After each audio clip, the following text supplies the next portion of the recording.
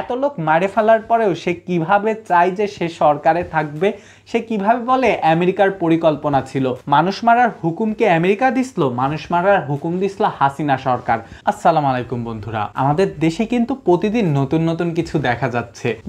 অনেকদিন রাতে ঘুম হচ্ছে না, এর কারণ হচ্ছে আবার ডাকাতি, আবার দিনের বেলা দেখা যাচ্ছে প্রধান বিচারপতির বহিষ্কার ছাত্ররা ঘেরাও করে করতেছে। এর কারণ কি, প্রধান বিচারপতি যত সম্ভব বর্তমান যেই সরকার হইছে ইউনূসের, সেই সরকারটাকে বাতিল ঘোষণা করে দিতে চাইছিল। এর জন্য সে কিন্তু 57 জন বিচারপতির সাথে বৈঠক করছিল হুট করে। কিন্তু ছোটখাটো যেসব সেনাবাহিনী আছে তারা এই জিনিসটা আগে থেকেই বুঝে গেছিল, তারা ছাত্রদেরকে জিনিসটা জানায় দেয়। তারা মূলত চাইছিল প্রফেসর মোহাম্মদ ইউনূস মূলত আবু সায়েদের কবর জিয়ারত করতে গেছিল রংপুরে। ওইখানে যাওয়ার পরে সে যখন হেলিকপ্টারে উঠবে আসার পথে, তখন বিচারপতি চাইছিল এই সরকারকে বাতিল ঘোষণা করে দেয়া। তার আগেই কিন্তু জয় আগের দিন বলছে যে তার মা আসলে পদত্যাগ করে নাই, তার মা হুট করে চলে আসতে বাধ্য হয়েছে, তার মা কোনো পদত্যাগপত্র জমা দেয় নাই। এইটা বলে আজকে যে প্রধান বিচারপতি সে মূলত যত সম্ভব শেখ হাসিনাকে আবার সরকার প্রধান এই জিনিসটা ঘোষণা করতে চাচ্ছিল, কিন্তু জিনিসটা বানচাল হয়ে গেছে।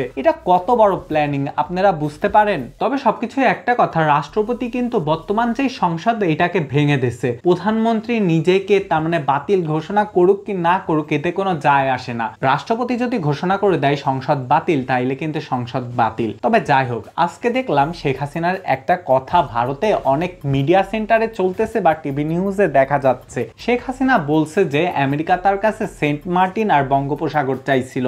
আমেরিকা চাইছিল যে সেন্ট মার্টিনে সে একটা যুদ্ধঘাঁটি করবে, তাইলে বাংলাদেশ সরকার তার মানে শেখ হাসিনার সরকারকে সে বাংলাদেশে থাকতে দেবে। এর জন্যই মূলত হাসিনা সরকারকে ক্ষমতাচ্যুত করা হয়েছে। কিন্তু ব্যাপারটা আসলেই এইটা না, হাসিনা সরকার এর জন্য ক্ষমতাচ্যুত হয় নাই। হাসিনা সরকার ক্ষমতাচ্যুত হয়েছে ছাত্র আন্দোলনের জন্য। ছাত্ররা এক একটা বোম, তাদের সাথে লড়াই করলে হারতে হবে। পুরা বাংলাদেশে এমন কোনো ইতিহাস নাই 52 থেকে এই 2024 পর্যন্ত ছাত্রদের সাথে কেউ টক্কর দিয়ে তারা জিতছে। শেখ হাসিনার অনেক ভুল ছিল, যেমন পিলখানা হত্যাকাণ্ড, তাছাড়া 2013 সালের হেফাজত ইসলাম, 2018 সালের কোঠা আন্দোলন, 2018 সালের সড়ক আন্দোলন, সবকিছুতেই সে কিন্তু ঠিকঠাক ভাবে বেঁচে গেছে।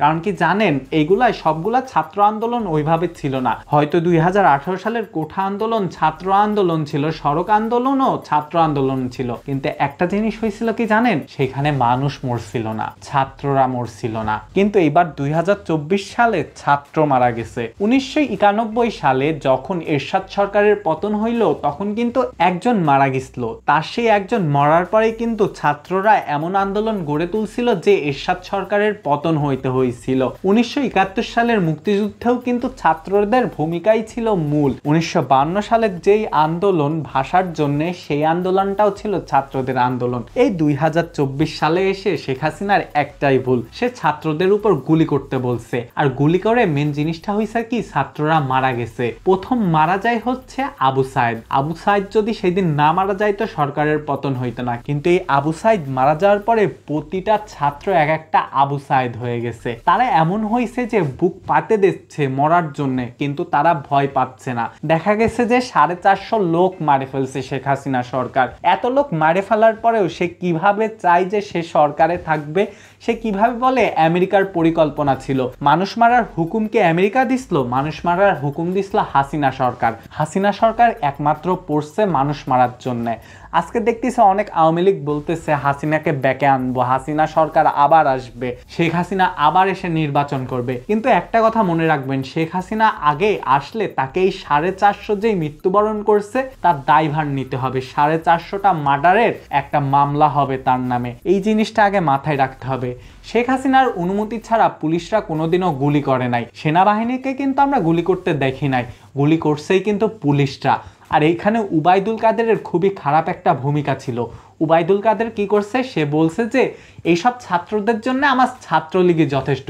আপনার ছাত্রলীগ ভাই কয়টা? এই কয়টা ছাত্রলীগ দিয়ে এত ছাত্রকে কোনোদিনও দমায়ে রাখা যায়? তাও দেখা গেছে যে যখন 17 জুন ছাত্রদের দমায়ে দেওয়ার চেষ্টা করছে ঢাকা ইউনিভার্সিটির, এতে ছাত্ররা দমে যায় না, ছাত্ররা আরো উগ্র হয়ে গেছে, ছাত্রদের আরো একটা প্রতিহিংসা তৈরি হয়ে গেছে, কেন আমাদের গায়ে হাত দিল।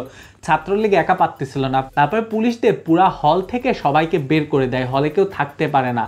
তার পরের দিন যেই 18 তারিখ, সেই দিন আন্দোলন শুরু করলো প্রাইভেট ইউনিভার্সিটির ছাত্ররা তো আর হলে থাকে না, তারা কিন্তু তাদের এই ঢাকা ইউনিভার্সিটি বা আশেপাশের পাবলিক ইউনিভার্সিটির আন্দোলনে যেসব ছাত্র মারা গেছে তাদের সাথে সমন্বয় করার জন্যই আন্দোলনে নামলো। এতে দেখা গেল কি ওই দিন হাসিনা সরকার অনেক গুলি চালাইলো, অনেক প্রাইভেট ইউনিভার্সিটির মানুষজন মারা গেল।